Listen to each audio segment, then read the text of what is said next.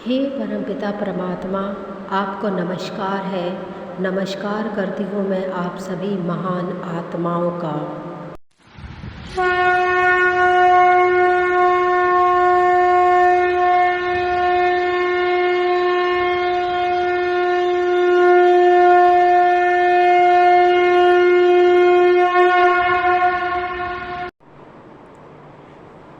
देखिए, मैं चाहे तो वाइट कलर या फिर गेरू कलर के कपड़े भी पहन सकती थी, लेकिन फिर भी मैंने ब्लैक कलर के कपड़े पहने ताकि आपकी जो ये मानसिकता है ये ब्रेक हो सके।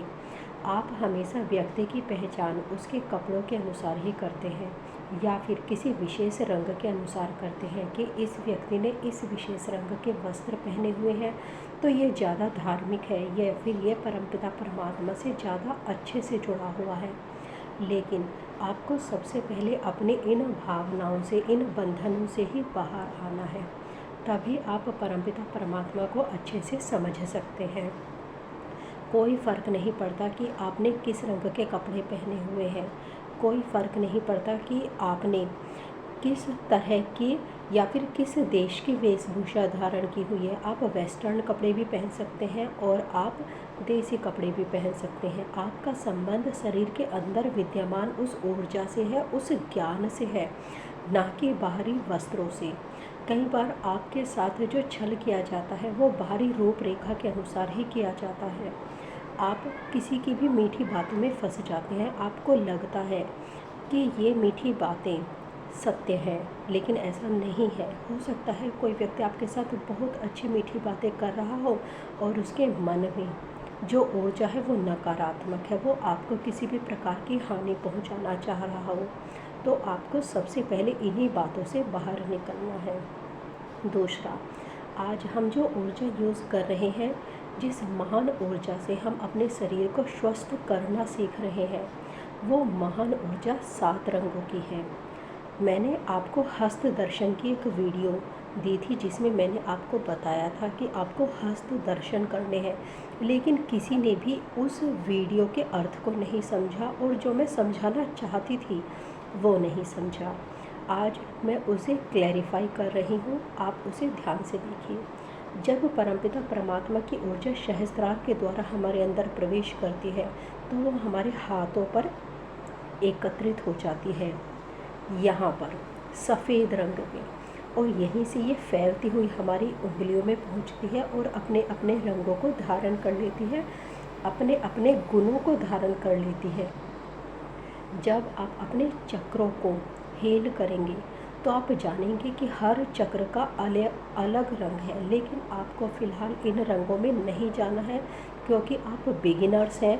यदि आप यहाँ पर ज़्यादा जानने की कोशिश करेंगे तो जो शुरुआत में ज्ञान मिल रहा है आप उसमें भी कंट्रोवर्सी ढूंढना शुरू कर देंगे, उसमें भी अंतर ढूंढना शुरू कर देंगे, और जो मैं समझाना चाहती हूँ वो आप समझ नहीं पाएंगे।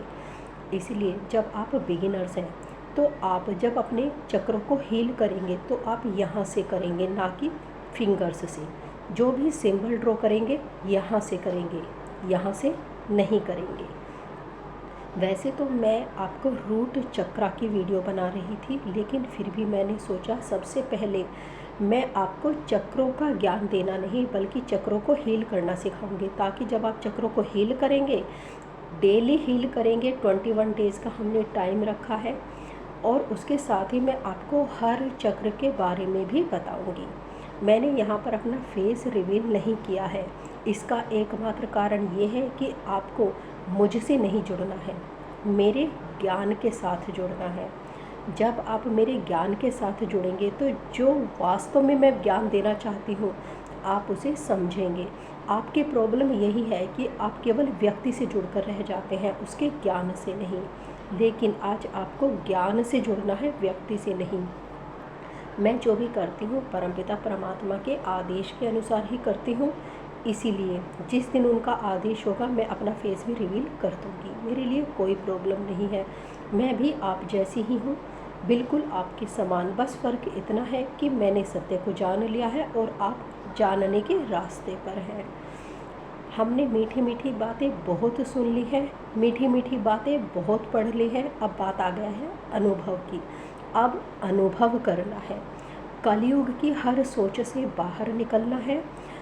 देखिए, वैसे तो मैं भी आपको हील कर सकती हूँ, आप मुझे अपने पिक भेज दीजिए, मैं आपको आराम से हील कर दूँगी। कुछ ही घंटों का कार्य है, या फिर कह सकती हूँ कुछ ही दिनों का कार्य है, लेकिन मेरे शरीर की भी सीमा है। एक दिन मुझे भी शरीर का त्याग करके आगे की यात्रा पर चले जाना है, लेकिन उस वक्त आपका क्या होगा? कोरोना टाइम जैसा आया है, दोबारा भी आ सकता है। हॉस्पिटल्स, मेडिकल स्टाफ सब लिमिट है, लेकिन बुराई कभी लिमिट नहीं होती। नेगेटिविटी का अंधकार जब बढ़ता है, उस वक्त एक छोटे से दीपक का प्रकाश भी काम आ जाता है। सूर्य जब प्रकाशमान है, उस वक्त हमें दीपक की ज़रूरत नहीं है, लेकिन जब अंधकार फैलेगा, उस वक्त हमें दीपक की आवश्यकता पड़ेगी। तो आपको ये ज्ञान सीखना चाहिए, इसीलिए मैंने ये सीरीज़ शुरू की है। चक्रास कहाँ है, क्या कैसे हील करना है, ये मैं आपको बता रही हूँ। सबसे पहले हम रेकी शक्ति का आवाहन करेंगे। रेकी शक्ति का शक्तिपात मैं आपको दे चुकी हूँ। आप इसे रेकी शक्ति कहें, परम चैतन्य शक्ति कहें, कॉस्मिक एनर्जी कहें, ये आपका मन है, क्योंकि हमें नाम में नहीं जाना है, हमें सिर्फ इस ऊर्जा का यूज़ करना सीखना है। इसलिए आप केवल इसका यूज़ करना सीखिए। सबसे पहली चीज़ ये जान लीजिए कि ये ऊर्जा सफ़ेद रंग की है। यहाँ पर इसका रंग सफ़ेद है, और जब उंगलियों पर जाती है तो कलरफुल हो जाती है। आपको जब इसे कॉल करेंगे, जो कल्पना करनी है वो वाइट कलर की करनी है, क्योंकि अभी आपको चक्रों की पूरी जानकारी नहीं है, इसलिए अभी हम पर्टिकुलर रंग का इस्तेमाल नहीं करेंगे।